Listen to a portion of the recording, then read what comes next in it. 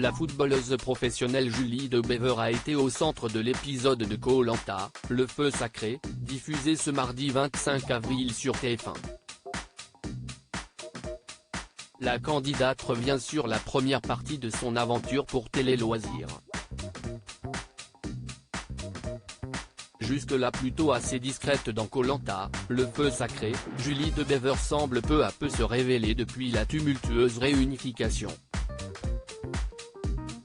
Se voyant offrir, par surprise, le vote noir d'Anne-Sophie, éliminée au dernier conseil, et en taclant sévèrement Clémence à la suite d'une épreuve, la footballeuse professionnelle venue de l'Essonne a été au cœur de l'épisode diffusé ce mardi 25 avril sur TF1.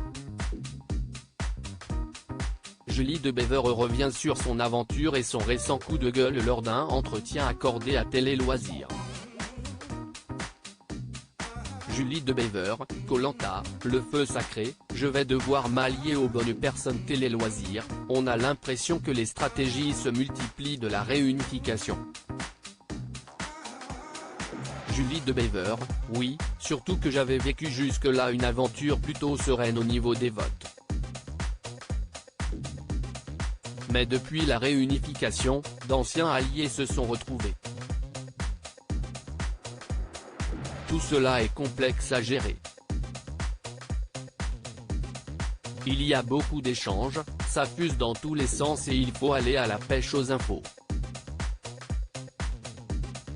Et il faut surtout les vérifier en permanence car tout peut changer en une heure. Jusque-là plutôt discrète, vous allez être obligé de vous montrer davantage.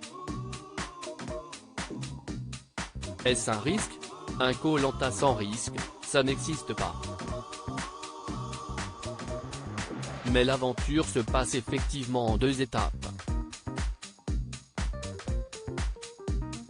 Au début, j'ai essayé de me faire discrète.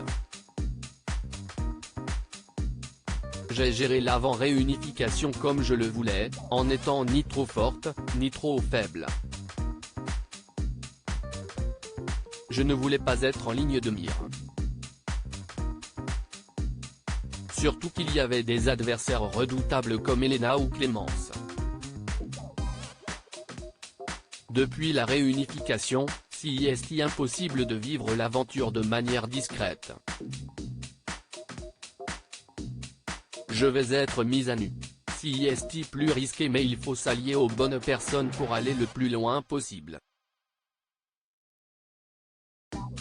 Julie De Bever, Koh-Lanta 2023, Clémence a une dent contre moi dans l'épisode, vous êtes remonté contre Clémence qui vous donne ses poids lors d'une épreuve. Comment expliquez-vous son choix? Je me pose la question à ce moment de l'aventure.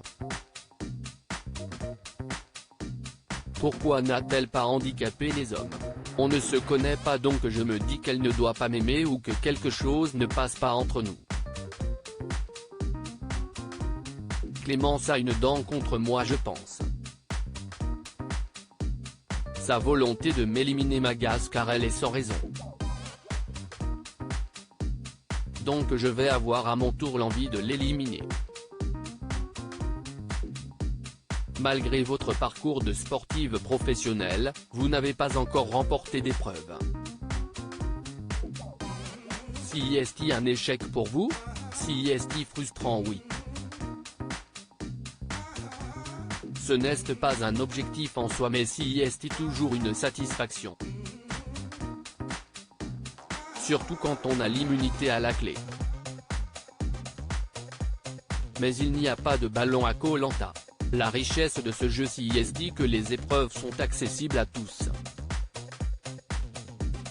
Je n'ai pas toujours le profil pour l'emporter. Les footballeurs sont assez rigides, rire la footballeuse professionnelle au casting du jeu de TF1 se confie, Nicolas est une personne loyale aviez-vous conscience de l'alliance des quatre fantastiques, Nicolas, Gilles, Frédéric et Quentin? Absolument pas, je n'ai rien calculé.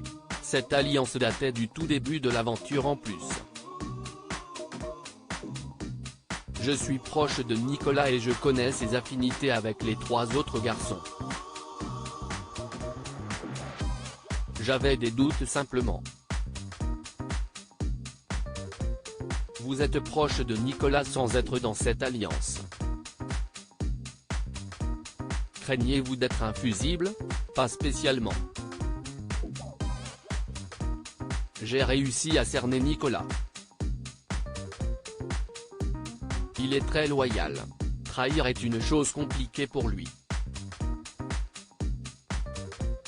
Donc à ce stade, j'ai du mal à l'imaginer voter contre moi.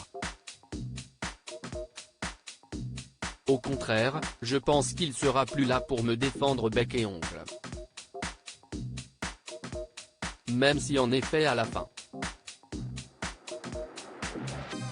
il ne restera qu'un rire. Quels sont vos autres alliés à ce stade du parcours? Esteban, Tania et potentiellement Gilles. Il y a aussi des liens naissants avec Frédéric et Quentin. L'aventurière de Koh-Lanta affirme « Je vais mettre un terme à ma carrière de footballeuse » fin juin. Vous aviez mis votre carrière de footballeuse entre parenthèses le temps du tournage. Comment s'est passée la reprise? J'ai mis un peu de temps à me remettre car j'avais perdu pas mal de muscles. J'ai rejoué mon premier match il y a quelques semaines. Ce tournage n'était clairement pas compatible avec une carrière de footballeuse professionnelle. Je ne remercierai jamais assez mon coach et mon président pour leur soutien. J'ai pu faire Koh-Lanta car je vais mettre un terme à ma carrière fin juin.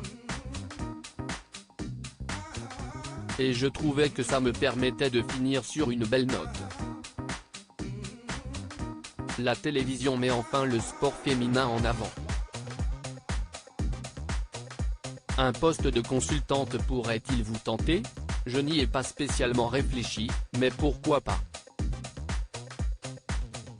Tout ce qui met en avant la femme, dans le sport ou ailleurs, pourrait m'intéresser.